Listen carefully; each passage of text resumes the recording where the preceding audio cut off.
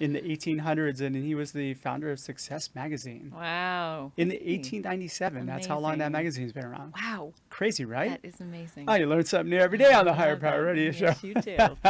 I'm Rick Gerard, and welcome to the Higher Power Radio Show. Our mission is to help entrepreneurs and hiring managers avoid costly hiring mistakes. We do this by identifying a specific problem and providing proven solutions to enable your company to win the right hire. We share insights from top-performing rebel entrepreneurs, disruptors, and industry experts like our guest today, Miss Summer Anderson. She is the managing partner of Miror Partners. And Summer has actually been in executive search probably about as long as I have, huh? Yeah, we have. It's like we are the people that you want to know in executive search. Shameless plug. So Summer has a proven track record of shaping executive level leaders, guiding leaders to immediate clarity, and simplifying complex organizational matters. She is a trusted advisor to senior executive clients and candidates of Fortune 500 security, technology, and fast-growing companies. She's known for her solid network and long-standing relationships, and as a catalyst for funding partnerships, which makes Summer our perfect guest for today's topic. Summer, welcome to the Higher Power Radio Show. Thank you. Thanks for having me. Yeah, I'm happy to have you. This is gonna be fun because I don't get too many competitors that we can like No. kind of share, and Yeah. maybe we'll fight. It'll be fun. I don't know. All right, so today we're going to cover a few things. We're going to talk about why it's important to let your inner kindergarten take the lead. And by the way, I didn't come up with this. This is Summer's content, which is amazing. I was like, oh, we're going to have fun with this. We need a sandbox in here. We do. Pail and shovel. Right? Complete. Yes. Totally, with a rusty truck in the back that nobody touches. So we're going to talk about how to create an innovative environment. And then we're going to go through a 3-step process to foster innovation. So why is this important, Summer? Why do we need to have our inner kindergartner out? So, it's actually not my original content. I can't take full Well, responsibility. I learned for it from you. So Okay. Well, I would have to say that through my travels, my favorite friends, recent friends, have become books. okay, And Culture Code is the book that really highlighted this. But essentially, there was a study done many, many years ago where a group of kindergartners and a group of NBAs were side by side and given, in different rooms, of course, the opportunity to have several really important pieces of materials to work with. And that was a handful of spaghetti, scotch tape, a marshmallow, and I think some string. okay, Okay. And so what they had to come up with was the highest, most stable structure, but the marshmallow had to be on top. okay. And so in this situation, the MBA sat around and decided who was in charge, what were the rules, could they break the rules? They had a good 30-minute conversation. They about went all this. NBA They on did. it. They went strategic on it. The kindergartners just dug in and started shoulder to shoulder doing stuff. Okay. Guess who won? The kindergartners. Yes, they did. They got the higher structures, and they had a more stable structure, and the marshmallow wasn't toppling, which is really interesting because what it says is that when we work together apolitically, like we are right now, Rick, Yeah. that's a good example, I love everybody. we we actually come up with better results. Sure. And so when we're not distracted in the workplace by politics or various different other personalities, we're more likely to really bring our full selves. Also, it also prevents us from sparring because we trust each other. And when I trust you to listen to me and you trust me to listen to you, you're more likely to say it really how it is. But isn't sparring kind of good though for innovation? It is. It is, provided it's done in a safe space. Okay. So you're wearing your headgear and gloves. no, actually what you're doing is you're saying, hey, Summer, I have this crazy idea I've been thinking about. You're courageously bringing an idea that feels a little vulnerable. Sure. Because I could tell you that's a bad idea, right? But we've had enough exchange, let's say, where I'm like, that's a great idea, Rick. Have you thought about this? And anything I bring to the table is additive, Okay. and it is an exchange that makes the idea better. So what happens is innovation is on steroids when there's trust. That's really the bottom line. Got it. So why should this be important to entrepreneurs? So if you're an entrepreneur and you are building a team as the founder, the most important thing you can do is create a trusting relationship with everybody on that team. Yeah, I get that 100%. Right. So and if it starts to falter, the best thing you can do as the CEO or as the leader is to say, me, I'll go first. And that really takes courage to say, I messed up. What happens is the rest of the team goes, oh, I'm actually part of that dysfunction too. And here's my part. And when everybody starts to own their parts, and we're all really, we'll start to laugh about the foibles and the picadillos that we all have, because we do, right? None of us are perfect. And it's a safer spot. Except for Paul, our engineer. He's know that. pretty close to perfect, Yes, indeed. especially with that shirt today, which nobody can see on Facebook Live, so I can make fun of it all I want. So, okay. So, as a CEO, what should I be embracing here as far as that goes? Yeah. So part of what we've seen over a lot of different studies is that when we're really clear, when our clarity is palpable, and it's also something that the rest of the team can articulate, what happens is that we go from being very, very capable individuals to being a very cohesive team because they have the language too. So as a CEO, when we start to put language to what it is that we're up to, when we start to trust others that they can tell the story just as well, if not better, what happens is that team starts to do things that are far beyond ourselves. So willingness to allow the organization to run out in front of us and become something bigger than ourselves. Got it. That is the key. All right, so you're listening to the Higher Power Radio Show. I'm your host, Rick Girard, and for our podcast listeners, we're going to take a quick educational moment from our sponsors. Find out how healing a person's pain points attracts amazing people to your company. Sign up for our passive talent workshops at stridesearch.com. Our guest today is Summer Anderson. Summer is the managing partner of Miror Partners, and we are talking about embracing your inner kindergartner and sparking innovation. Now, how does this tie into the hiring process? How do we tie this into, I mean, it builds out from culture first, and you have to accept it, right? But how do we build this into, maybe we should bring spaghetti, string, and meatballs into a, that would be a great interview, right? Yeah, here you go. What do you do with this? We just came up with a whole new interviewing system. Oh, just wait till my clients hear about this. All right, I'm going to need you guys to make a big pot of spaghetti. Get ready. We're going to bring it. We're going to see which people work best collaboratively. So, if I think about how this really primes the soil. So if we think about this, one of my favorite recent movies that actually was right over here by the Regency. It was at the Indie Film Festival, which is it's called The Biggest Little Farm. And it's Apricot Lanes that's located in Ventura.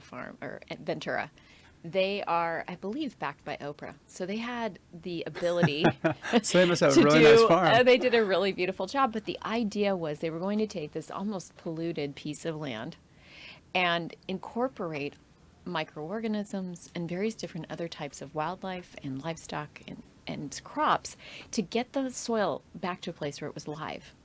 If we fast forward and look at that kind of environment for corporate America or entrepreneur America, the difference is that you have this biodiverse, really beautiful picture of everyone contributing their best.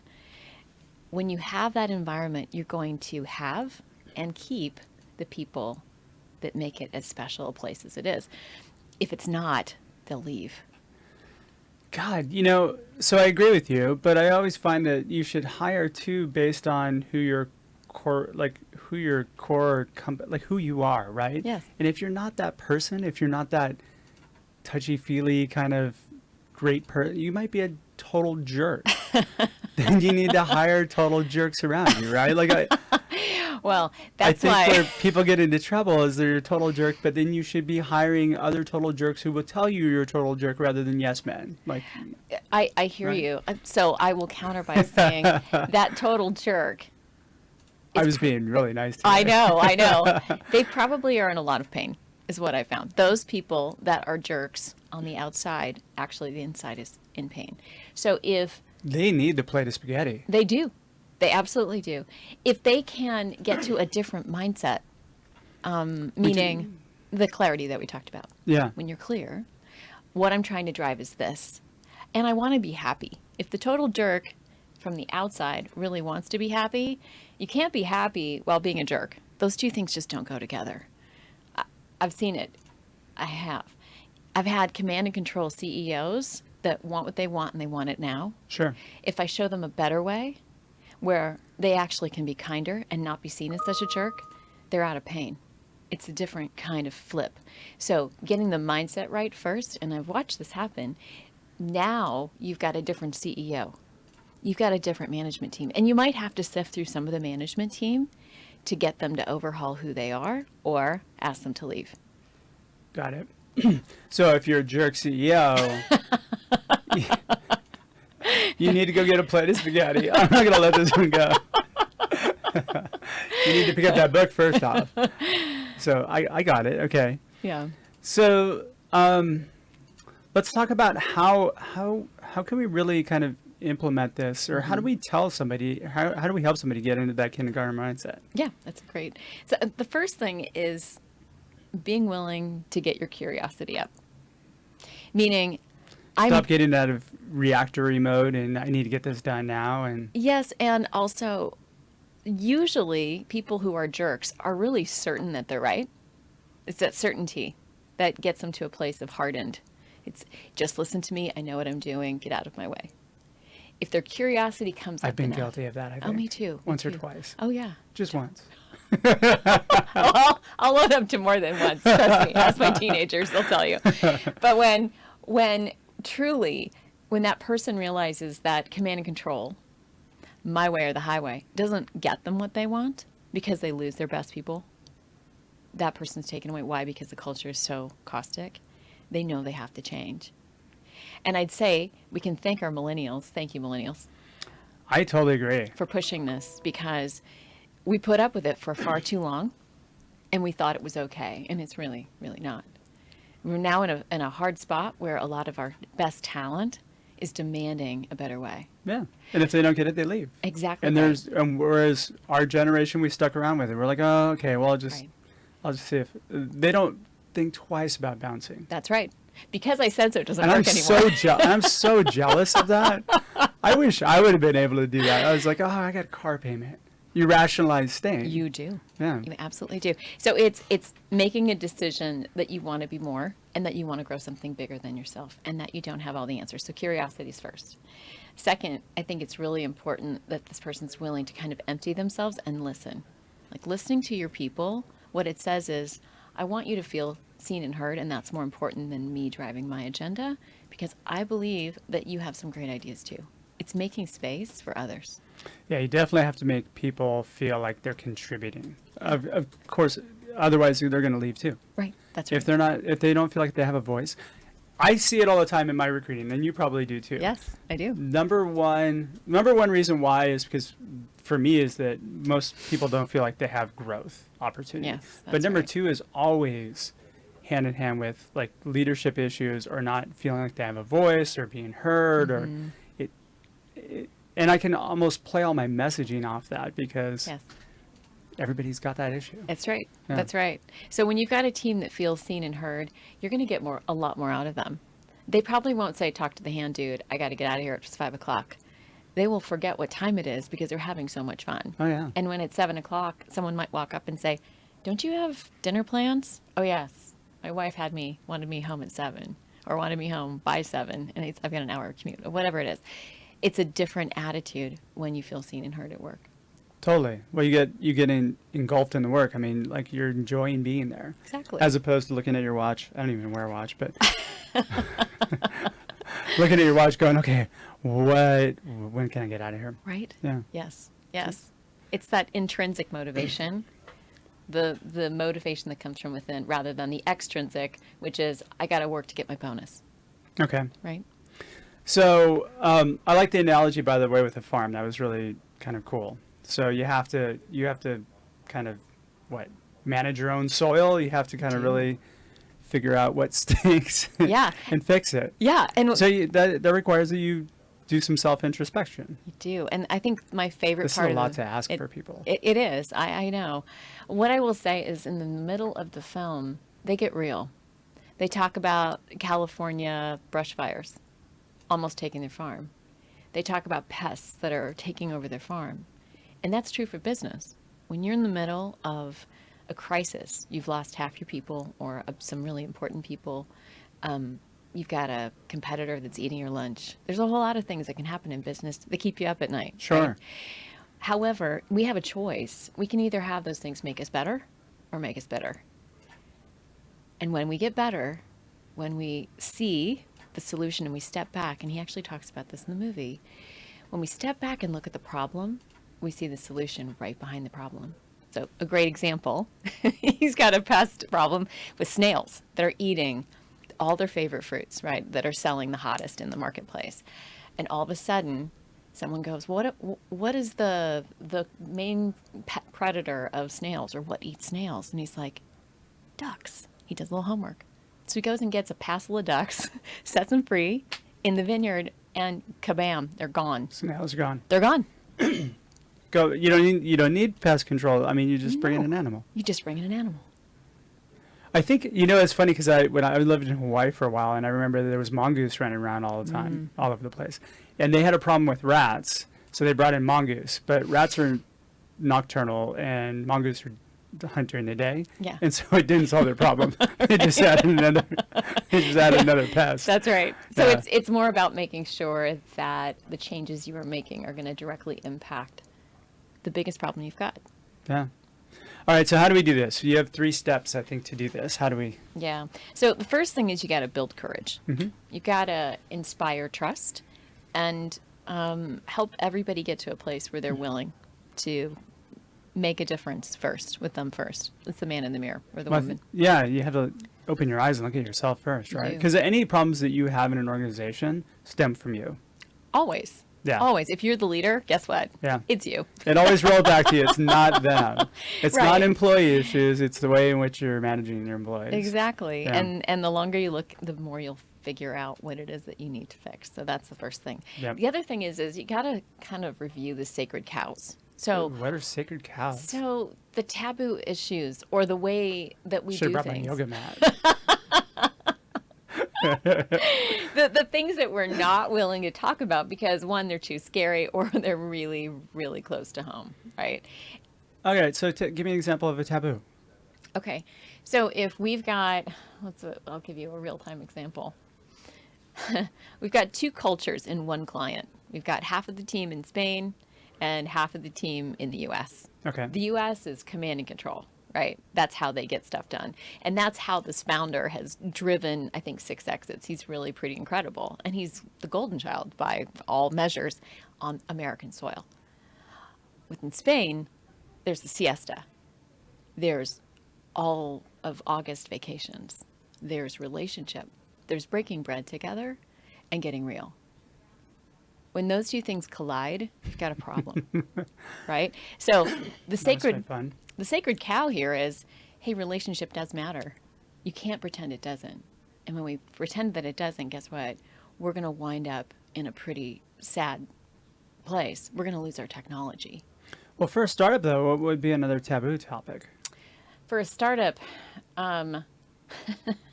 maybe the fact that the CEO loses his or her temper far too fast in the middle of something really hot and dangerous, meaning that big bill that just came over that we've got to get a line of credit for, right? Or whatever else that person, whatever pushes their hot buttons, Yeah. right? If that person has a temper but won't talk about it, that's a problem. Or Well, that's when people check out. exactly. Or if you've got, I've also seen communication styles. Like the meeting isn't happening in the meeting. It's happening after the meeting in a corner when someone can influence the CEO. And then everything changes. So everybody's disempowered. Got it. So dysfunctions. Dysfunctions. Yeah. Okay, so the sacred cows are the dysfunctions. And being Exactly. open about them. Precisely. So, and that eliminates the politicking, really. It does. Yes. I mean, I always think that if you can somehow just work on getting rid of politicking, period. Yes. And I mean, that's the key contributor to innovation and collaboration, right? Right. So I'll just tell one other story on Sure. that. Google has a policy that if gossip is happening in email about a person, they can be CC'd at any point by anyone on the communication line. That's a great Yes. rule. Yes. Until I get sued by somebody for it. What it It's an means, invasion of privacy. I don't know. yeah, what it means is there's not crap, excuse my French, There shouldn't be. in the system. No, It's- that's after work. Right? Like, I mean, if you're going hopefully to not, do but it, yes. if you're going to do it, that's sorry. Like, Yes, you're right. If we're being real here for a minute. insert foot in mouth. Oh man. Yeah. No, I'm just saying, like, for the tabloids, like, go Right. to the go to the Yes. store and pick up a magazine. Right. Boy, I just walked in that one. All right, the third one would be what? Add diversity of thought. So often we surround ourselves with people who are just like us and people that will say yes to us. Because it's familiar to us. It's familiar to us Yeah. and we're pretty comfortable. But if there's one thing I've learned, and I'm sure you have too, we're both entrepreneurs, is that this life, if we want to grow, we're going to have to get uncomfortable again, Yeah. right? Yeah, And- I do that quite often. I feel like I'm constantly in a state of uncomfortable. Right? Really? Yeah. Oh, yes. Yeah. Which is why I actually go to yoga. Is it scary that you get comfortable with being uncomfortable sometimes? Well, so this is why I had to go to yoga, because I had to like learn how to be in a really uncomfortable situation and go, I'm okay. I picked up meditation for that reason. That's beautiful. Yeah. I think that we have to get through the I don't know, the window to say, this feeling that I've got, it just means I'm growing. Like reassessing and realigning it. Like I'm not uncomfortable for no reason. There's some real stuff here. That is a key. And diversity is a big hot topic, and I think it's kind of related to race and sexual orientation and all these Yeah, other things. yeah. But really, I think when we talked on the phone, you brought up a really good point, which is diversity in thought comes from your background, where you come from, Yep. how you view life. Yes. And that adds to innovation. It does. That adds a lot to, and that's uncomfortable for a lot of us entrepreneurs to be able to hire somebody. But as long as they fit with your corporate values, you should hire them. Mm-hmm. All right. Quick takeaway. Takeaway. I would say most importantly, be willing to look within and start with yourself. That's probably the most important thing. The other piece is be willing to grow and get ready to help your people grow. Because if they're growing with you, you're more likely to get to where you're planning on going and far beyond what you ever dreamed. And you get out of reactionary mode. You do. 100%. All right, well, do. we're just about out of time for today's show. Summer, thanks so much for your time investment today. And I welcome you to the Higher Power Radio community. Thank you. Now, what would be the best time or best way members of our community can find you? So www.mirorpartners.com, and that's MIROR partners.com. And you're also speaking I this am. week at Disrupt HR. That's right, Thursday. Thursday. Which So is go to really Disrupt exciting. HR, guys. Yes, come see me. I'm Would gonna love to see her. meet you. Very cool. Yep. All right, awesome. Any LinkedIn or anything like that? Yes, I'm on LinkedIn. My name is Summer Henderson. Looking forward to talking with you all and getting to know you. And that's SUMMERANDERSEN, right? O-N. O-N. My bad. See, I totally messed that up. I'm just a wreck today. All right, I want to thank our listening audience for tuning into this week's episode of Higher Power. A quick thanks to our team, our engineer, Paul Roberts, our producers, Andrea Ballin, Shanti Ryle, and our creative director, Ayla Gerard. If you're listening to the podcast, please subscribe, review, and share. We're listening, and we love your feedback. After all, the show's for you. You can join the Higher Power Radio community at Higher, that's H-I-R-E, Power, P-O-W-E-R, radio.com, or drop me a line at rick@stridesearch.com. Tune in next week. Our guest is going to be Kevin Lawrence. He is the CEO of Lawrence & Company. I'm your host, Rick Gerard, and you have been listening to the Higher Power Radio Show. Aloha. Thank you for listening to Higher Power with Rick Gerard on OC Talk Radio.